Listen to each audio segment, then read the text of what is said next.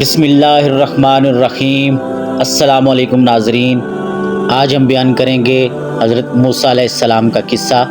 حضرت موسیٰ علیہ السلام اور فرعون کا واقعہ کچھ یوں ہے کہ ایک دفعہ فرعون اور اس کی بیوی حضرت بی بی آسیہ ایک ساتھ سیر و تفریح کے لیے نکلے۔ جب دریائے نیل پہ پہنچے تب اس وقت فرعون کی بیوی بی بی آسیہ کی نظر ایک صندوق پر پڑی جو دریائے نیل پر تیرتا ہوا جا رہا تھا۔ یاد رہے کہ فرعون کا اصل نام ولید بن معصب بن ریان تھا، جو کہ ایک بڑا ظالم اور سرکش بادشاہ گزرا، اور اس وقت مصر کے بادشاہوں کو فرعون کہا جاتا تھا۔ بی بی آسیہ نے فرعون کو مخاطب کر کے کہا، اس صندوق کے اندر کیا ہے؟ یہ سن کر فرعون نے اپنے وزیر کو فوراً صندوق کے نکالنے کا حکم دیا، جس پر فرعون کے وزیروں نے حکم کی تکمیل کرتے ہوئے اس صندوق کو باہر نکالا۔ جب اس صندوق کو کھولا گیا تو اس میں ایک حسین و جمیل بچہ نظر آیا۔ یہ دیکھ کر فرعون کو فوراً اپنا خواب یاد آیا جو اس نے اپنی سلطنت میں دیکھا کہ کوئی بچہ پیدا ہوگا جو بڑا ہو کر میری بادشاہی ختم کر دے گا۔ پھر اس پر فرعون نے فوراً قتل کرنے کا کہا، جس پر بی بی آسیہ نے منع فرما کر کہنے لگی کہ ہمارے ہاں کوئی بچہ نہیں ہے، بس ہم اس کی پرورش کریں گے۔ اور فرعون سے کہنے لگی، اگر آپ کو پھر بھی شک ہے تو آپ اس کو آزمائیں کہ ایک طرف اس بچے کے بائیں طرف پانی رکھ دیں اور دائیں طرف چلتے ہوئے آگ کے کوئلے رکھ دیں۔ اگر یہ بچہ بڑا ہو کر آپ کی سلطنت کو نقصان پہنچائے گا تو ضرور یہ ہوشیار ہوگا، یہ اپنے ہاتھ کو پانی کی طرف موڑ دے گا، اگر نہیں تو یہ اپنے ہاتھ کو آگ کی طرف کر دے گا۔ تب ممکن ہی نہیں کہ ایسا بچہ بڑا ہو کر آپ کی سلطنت کو نقصان پہنچائے۔ جس پر فرعون نے اپنے وزیروں مشیروں کو اس کام کرنے کا حکم جاری کیا۔ تب حضرت موسیٰ علیہ السلام نے اپنے ہاتھ کو جب پانی کی طرف بڑھانے لگے تو فوراً اللہ تعالیٰ نے حضرت جبرائیل علیہ السلام کو حکم فرمایا کہ جلدی جا کر حضرت موسیٰ علیہ السلام کے ہاتھ کو آگ کی طرف کر دیجیے۔ حضرت ہارون علیہ السلام کے والد کا نام بھی عمران بن ثابت ہے۔ آپ حضرت موسیٰ علیہ السلام کے سگے بھائی ہیں، بہت بڑے حوصلہ مند اور بردبار تھے۔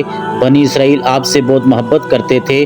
وہ موسیٰ علیہ السلام سے 3 سال بڑے تھے۔ روایت میں آتا ہے کہ جب حضرت موسیٰ علیہ السلام کو اللہ تعالیٰ نے حکم فرمایا کہ آپ اپنی قوم یعنی بنی اسرائیل کو حکم فرمائیں وہ اس بندے کو قتل کرے جس کا نام عود بن عنق ہے۔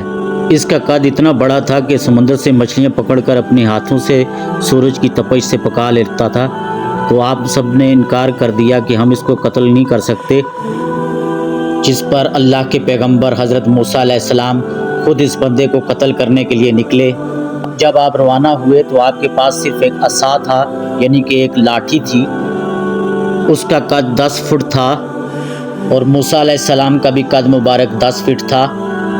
جب آپ کا اس سے سامنا ہوا تو آپ نے اس چھلانگ لگائی۔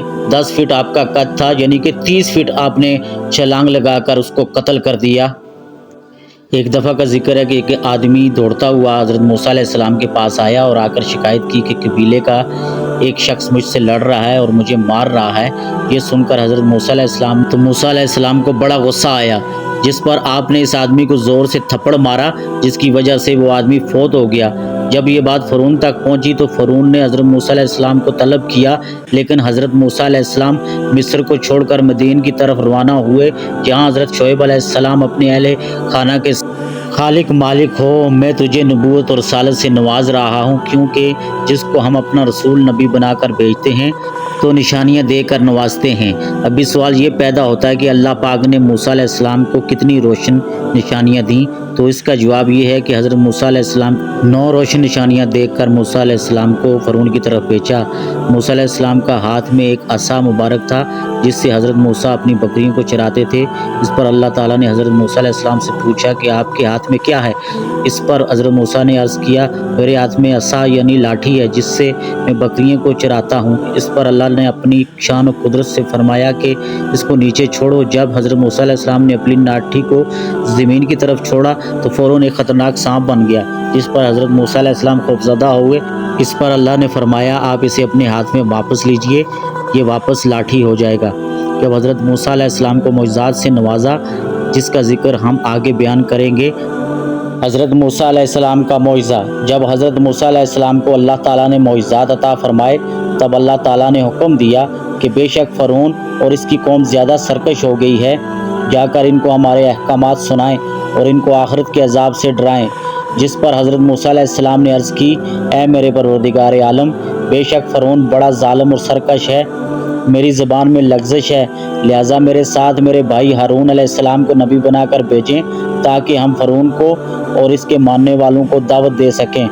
اس کے بعد حضرت موسیٰ علیہ السلام اور حضرت ہارون علیہ السلام دونوں فرعون اور اس کے ماننے والوں کو دعوت دینے لگے، جس پر فرعون نہ مانا اور حضرت موسیٰ علیہ السلام کو جادوگروں کا کھلا چیلنج دینے لگا، جس پر حضرت موسیٰ علیہ السلام نے قبول فرما لیا۔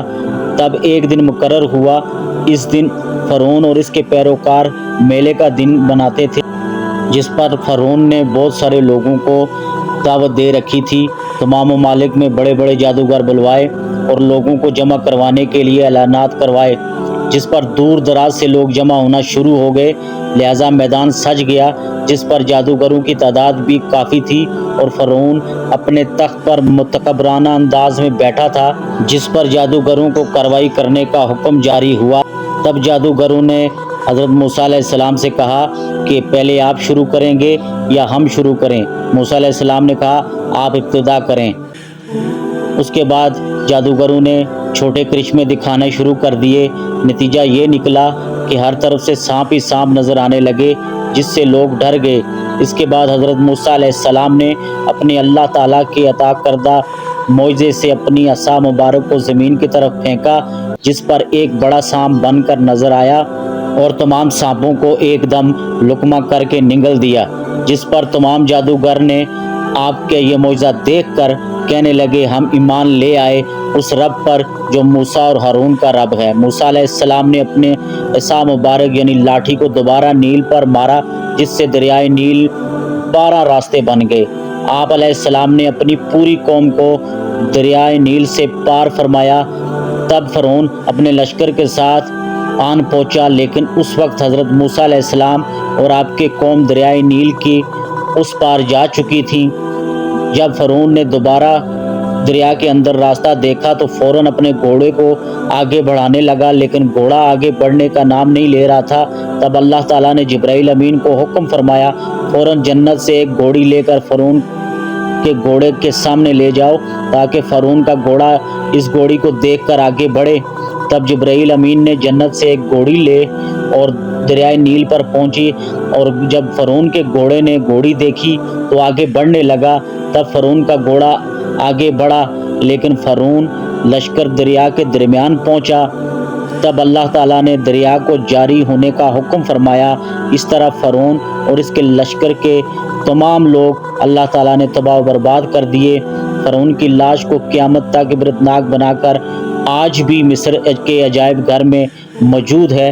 فرعون کو اللہ تعالیٰ نے عبرتناک سزا دی، لوگوں کو قیامت تک اور اپنی قدرت سے آشنا کروایا کہ اگر کوئی بھی شخص اس طرح فرعونیت پر اترے گا تو ہم اس کو ذلیل کر کے رکھ دیں گے، جس طرح فرعون کو عبرتناک سزا کے طور پر آج تک مصر کے عجائب گھر میں لوگ فرعون کے مجسمے کو دیکھ کر عبرت حاصل کر رہے ہیں۔